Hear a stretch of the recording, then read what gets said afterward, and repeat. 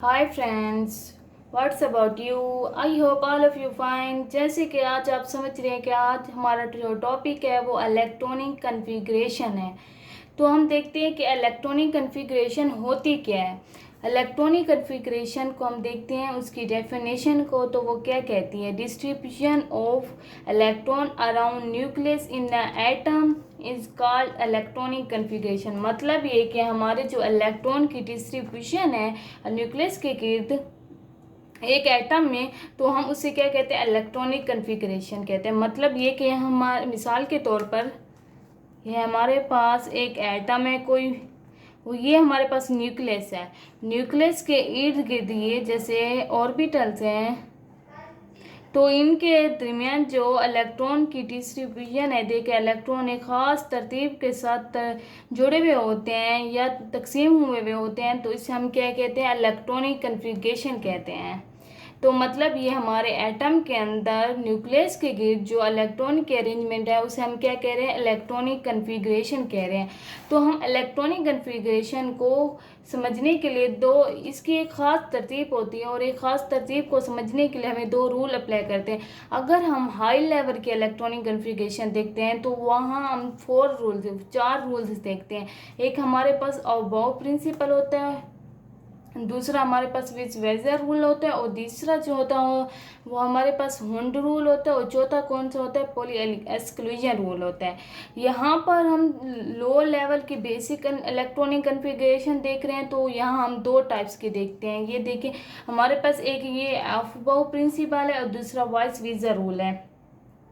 अब हम देखते हैं कि इलेक्ट्रॉन न्यूक्लियस के गिर्द तरतीब किस तरह से होते हैं। मिसाल के तौर पर अप प्रिंसिपल क्या कह रहे हैं, अप प्रिंसिपल को हम बिल्डिंग अप प्रिंसिपल भी कहते हैं, और ये हमें क्या कह रहे हैं, the lower energy orbital are fill first. मतलब कि हमारे पास ऐसे ऑर्बिटल जिनकी एनर्जी कम है उनको हम पहले फील करेंगे। जैसे कि हम यहाँ बात करें, ये हमारे पास लोअर एनर्जी है, इसकी ज़्यादा एनर्जी होगी और इसकी ज़्यादा एनर्जी ऑर्बिटल्स होगी।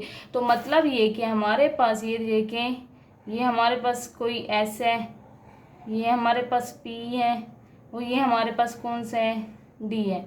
तो यहाँ पर वो क्या कहता है, लोअर एनर्जी ऑर्बिटल, मतलब जिनकी एनर्जी कम है वो कौन से, एस है। तो एस को हम पहले फिल करेंगे, फिर हमारे पास कौन सी आ जाता है, पी आ जाता है, पी को फिल करेंगे, फिर हमारे पास आ जाता है डी, डी को फिल करेंगे। पोली ने हमें ऑफ बो ने हमें एक स्पेशल डायग्राम दी जिसके जरिए हम इलेक्ट्रॉनिक कॉन्फ़िगरेशन इजीली कर लेते हैं। जैसे कि उसने कहा कि हमारे पास मिसाल के तौर पे ये सारे एस हैं, अब 1s 2s 3s 4s 5s 6s 7s 8s, फिर ये 2p। अब 1p तो नहीं होगा, ये हमें क्लियर होना चाहिए कि हमारे पास 1p भी नहीं होता और 8p भी नहीं होता। इस तरह हमारे पास क्या 2d भी नहीं होता और 7d भी नहीं होता। इस तरह हमारे पास 3f और 6f भी नहीं होता। अब हम उनकी तरतीब देखते हैं, फिर उनके बाद देखिए ये p वाले 2p 3p 4p 5p 6p 7p, 3d 4d 5d 6d 4f 5f। मतलब कि हमारे पास जो ऑर्बिटल वो चार है, s p d f। Okay, और इसके हम अरेंजमेंट देखते हैं, तो हमारे पास जो हमारे ये एरो ज़ाहिर करे कि हमारे पास जो ऑर्बिटल है वो पहले ये वाला फील होगा, फिर उसके पीछे ये दूसरा ऑर्बिटल 2s, फिर ये, मतलब ये हमारे पास जो एनर्जी है वो नीचे की तरफ जा रही है। यहाँ एनर्जी बहुत कम है और यहाँ हमारी एनर्जी बहुत ज़्यादा है। तो ये कह रहे हैं कि हमारे पास जो एनर्जी है वो बहुत कम है, तो पहले ये फील होगा, फिर हमारे पास ये देखिए ये यूँ आकर यूँ ये 2 होगा, फिर यहाँ पर देखिए 2p होगा, फिर 3s होगा। देखें अगर हम बात करें, देखें हमारे पास ये जो है ये इनकी देखें एनर्जी सेम है 2p और 2s की, तो हम क्या पहले 2s को फिल करें, क्यों, क्योंकि s हमारे पास इनका n नंबर यानी इसका प्रिंसिपल नंबर है वो कम है। यहाँ पर 2p है, जो p का जो हमारे पास ये देखें जो s है हमारे पास लोअर ऑर्बिटल एनर्जी है, मतलब जो हमारे पास छोटा ऑर्बिटल ये लोअर एनर्जी ऑर्बिटल है, और ये हमारे पास भी हायर एनर्जी ऑर्बिटल, लेकिन इनकी एनर्जी सेम है। देखिए अब यहाँ पर देखते हैं, यहाँ पर भी यही बात हो रही है। देखिए हमारे पास एस है, पी है, डी है, लेकिन हम प्रेफर किसे करेंगे, पहले एस को करेंगे, फिर हमारे पास पी आएगा, फिर हमारे पास डी आएगा।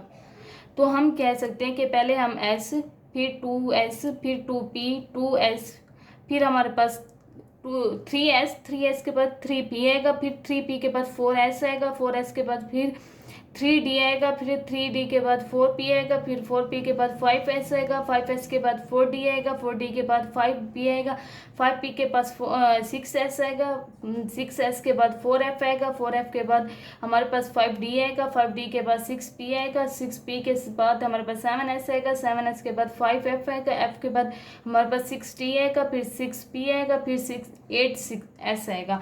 मतलब कि इस तरह हमारे पास ये एक ट्री बन जाता है। ये देखिए हमारे पास ये एक ट्री बन गया हमारे पास ऑफ प्रिंसिपल का, हम इसे ट्री भी कहते हैं। हमारे पास एक ट्री बन गया इलेक्ट्रॉनिक कन्फिग्रेशन का, यहाँ पर एक ख़ास तरतीब के साथ। मतलब ये हमारे एरो ज़ाहिर कर रहे हैं कि हमारे पास पहले ये फिल होगा, फिर ये यूं हमारे पास। ओके, ये आपको क्लियर हो कि आपको प्रिंसिपल ये कह रहे हैं। अब हम दूसरा प्रिंसिपल देखते हैं। दूसरा प्रिंसिपल क्या कहता है? अब ये हमारे पास दूसरा प्रिंसिपल है voice visa rule. Voice visa rule क्या कहते हैं? वॉइस वीजा रूल फिर दो कैटेगरी में तकसीम हो गया। अब इसके हम वॉइस वीजा रूल को देखते हैं। क्या है? The electron will prefer those orbital whose n+l value are smaller. मतलब कि हमारे पास जो इलेक्ट्रॉन है वहाँ जाना पसंद करते हैं जिनकी वैल्यू n+l वैल्यू जो होगी वो कम होगी। और जैसे कि हमारे पास ये n है, ये हमारे पास प्रिंसिपल क्वांटम नंबर है, जो हमारे पास l है एज़मुतल क्वांटम नंबर है, और ये हमारे पास एज़मुतल जो क्वांटम नंबर है, ये देखिए s के लिए 0 है, फिर हमारे पास p के लिए 1 है, हमारे पास d के लिए 2 है, और f के लिए कितना है? 3 है। अब हम यही बात करते हैं, जैसे कि ये हम इसकी एग्जांपल देखते हैं कि हमारे पास किसकी कैसे वैल्यू कम होते हैं। जैसे हमारे पास 2S 2P, इनकी एनर्जी सेम है, ये सेम इनकी एनर्जी सेम थी। और यहाँ पर हम देखते हैं जब यहाँ हम वॉइस वीजा रूल अप्लाई करते हैं, यहाँ पर हमने पीछे देखा था कि हमारे पास जो अबव प्रिंसिपल है वहाँ आकर हमें कन्फ्यूज हो जाती थी। यहाँ पर आके हमें कन्फ्यूज हो जाती है कि हमारे पास ये दो ऑर्बिटल इनकी एनर्जी सेम है, लेकिन हम इसको फील कैसे करें। जैसे ये हमारे पास यहाँ आकर हम कंफ्यूज हो जाते हैं कि हमारे पास इनकी एनर्जी सेम है, लेकिन हम इसको फील कैसे करें। तो यहाँ हम पर वॉइस वीजा रूल अप्लाई करते हैं। ये हमारे पास वॉइस वीजा रूल है। वॉइस वीजा जैसे कि हमने पीछे देखा, ये हमारी एनर्जी सेम है, लेकिन यहाँ पर ये हमारे पास प्रिंसिपल नंबर है, प्रिंसिपल इसका 2 है, ये प्रिंसिपल नंबर ये लिखा। अब अज़मुतल एस की वैल्यू कौन सी है? 0 है, हमने 0 लिखी। और एन हमारे पास ये देखो प्रिंसिपल क्वांटम नंबर ये 2 है, फिर पी के अज़मुतल वैल्यू कितनी है? 1 है, ठीक है। अब ये 2 + 0 2 हुआ, 2 + 1 3 हुआ। मतलब जिसकी लोअर एनर्जी होगी उसे फील ज़्यादा करेंगे, पहले करेंगे। मतलब इसकी एनर्जी ज़्यादा, मतलब इसका एनर्जी नहीं, सॉरी, इसकी वैल्यू n+l की जो वैल्यू है वो 2 कम है, तो हम इस ऑर्बिटल को पहले फिल करेंगे, फिर इसको फिल करेंगे।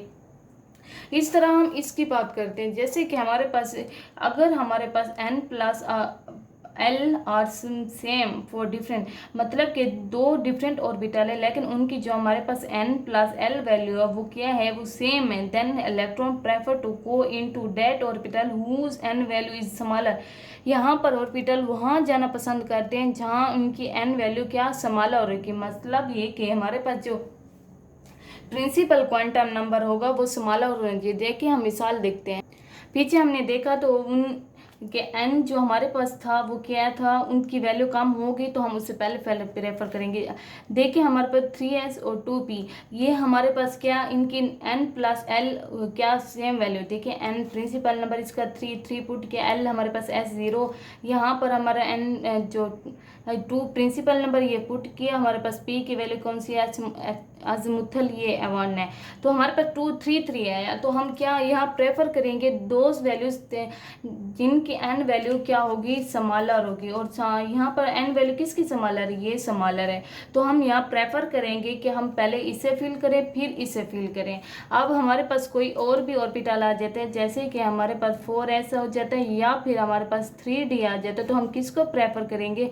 अब 4S की, अब इसका n+l वैल्यू देखिए कैसे निकलते हैं। अब हाँ n की वैल्यू कितनी है? 4 है प्रिंसिपल। अब s की वैल्यू कितनी थी? 0, यहाँ प्लस आएगा। यहाँ पर देखिए 3 प्लस हमारे पास d की वैल्यू कितनी थी? 3 थी। यहाँ पर देखते हैं किसको हम पहले फिल करें? इसको फिल करेंगे जिसकी हमारे पास लोअर एनर्जी आती है N+L की। तो हम पहले इसे 4s को फिल करेंगे, फिर 3d को फिल करेंगे। फिर हम देखते हैं, अब हमने ये रूल तो देख रही है, अब मैं आपको आसान तरीका बताती हूँ जिससे आप बिल्कुल आसानी से इलेक्ट्रॉनिक कन्फिग्रेशन समझ लेते हैं। जैसे कि मैं आपको एक पोइम बताती हूँ इलेक्ट्रॉनिक कन्फिग्रेशन को याद करने के लिए, जो आप जब भी जैसे भी अप्लाई करेंगे आपको आ जाएंगे इलेक्ट्रॉनिक कन्फिग्रेशन। कभी कभार ऐसा होता है कि रूल याद नहीं आ रहे होते, लेकिन अब ये जो पोइम है ये आप रट लेते हैं तो आपको ये आसानी से इलेक्ट्रॉनिक कन्फिग्रेशन आ जाते हैं। जैसे कि हम यहाँ पर देखते हैं, हमारे पास जो s ऑर्बिटल है उसकी वैल्यू कितने है, मैक्सिमम जहाँ इलेक्ट्रॉन आएंगे वो 2 आएंगे। p में मैक्सिमम इलेक्ट्रॉन 6 आ जाते हैं, d में हमारे पास 10 आ जाते हैं और f में कितने 14 आ जाते हैं। यहाँ मैं आपको पोइम बताने लगी हूँ। जैसे कि पोइम में क्या, हम पहले क्या करेंगे, स्कूल स्कूल, फिर हम क्या लिखेंगे, पब्लिक स्कूल, फिर पब्लिक स्कूल, फिर हम लिखेंगे डिवीजन पब्लिक स्कूल, फिर division public school, Fahd division public school, F से क्या Fahd public, Fahd division public school, Fahd division public school. मतलब ये हमारे पास दो दो मरतबा। अब ये एक पोइम है, अगर आप इसे याद कर लेते तो आपको इलेक्ट्रॉनिक कन्फिग्रेशन आसानी से याद हो जाते। जैसे कि हमारे पास ये 1s, ये 2s, ये देखिए यूं, पहले यूं पुट करते थे। हमारे पास ये होना चाहिए कि हमारे पास जो s होता है वो 1 से शुरू होते हैं, जो p होता है वो 2 से, मतलब 1p कभी नहीं होगा, ये हमें क्लियर होने चाहिए। और जो हमारे पास d होता है वो 3 से शुरू होता है और वो 2d और 1d कभी नहीं होता। और हमारे पास वो f होता है वो हमेशा 4 से शुरू हो जाता है और ये 3f नहीं होता, क्लियर होना चाहिए। अब देखिए 1s, अब 2s, ये हमारे पास 3s, ये हमारे पास 4s, ये हमारे 5s, ये 6s, ये 7s, ये 8s। ओके, फिर हम देखते हैं यहाँ पर, अब देखते हैं कि हमारे पास जो होते हैं, ये देखें, अब हम ये हमारे पास 2p था, अब देखते हैं ये 3p, ये 4p, ये 5p, ये हमारे पास 6p। ओके, फिर हम देखते हैं यहाँ पर, हाँ अब सॉरी 3p यहाँ आएगा, यहाँ 4 आएगा, सॉरी एक बार फिर क्लियरली समझा लेते हो, ये सही नहीं है।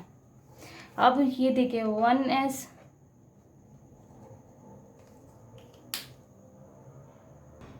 देखिए हमारे पास ये स्कूल था, ये पब्लिक स्कूल, ये public school, division public school, division public school, Fahd division public school, Fahd division public school. Okay, यहाँ वैल्यू पुट करते हैं। देखिए 1s, 2, 3, ये 4, हमारे पास ये 1s था, यहाँ पर 2s आएगा, यहाँ 3s आएगा, यहाँ 4s आएगा, ये 5s आएगा, ये 6s आएगा, ये 7, ये 8। ओके, फिर यहाँ पर हम देखते हैं p, ये 2p, ये 3p, ये 4p, ये 5p, ये 6, ये 7p। फिर हम देखते हैं d, 3d, 4d, 5d, ये 6d।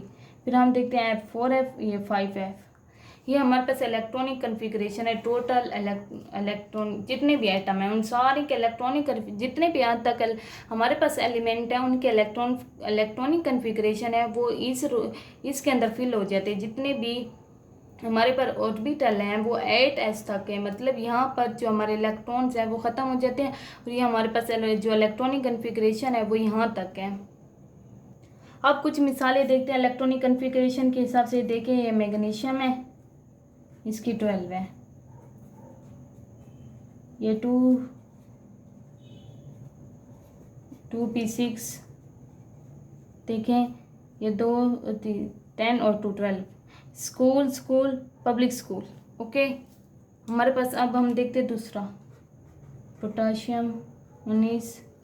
देखते हैं इसकी इलेक्ट्रॉनिक कन्फिग्रेशन क्या है। देखें हमारे पास 1s, स्कूल ऐसे स्कूल पब्लिक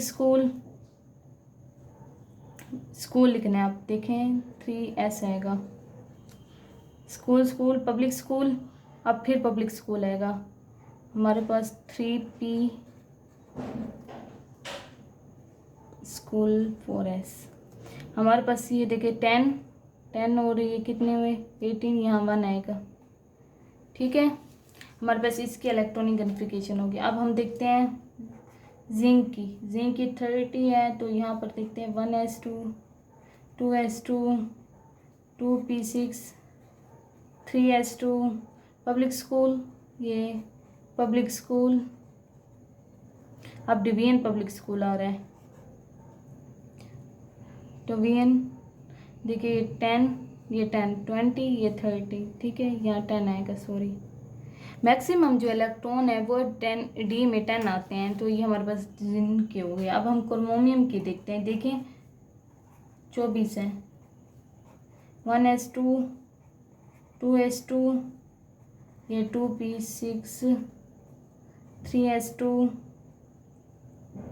अब हमारे पास ये देखिए स्कूल पब्लिक स्कूल, फिर या पब्लिक स्कूल फिर आएगा पब्लिक स्कूल। अब डिवीजन पब्लिक स्कूल, ये 10 20 और यहाँ 4 आएगा, ये 24 हो जाएगा क्रोमियम के। अब हम देखते हैं जिरकोनियम की। जिरकोनियम 40 है, देखिए 1s2 2s2 2p6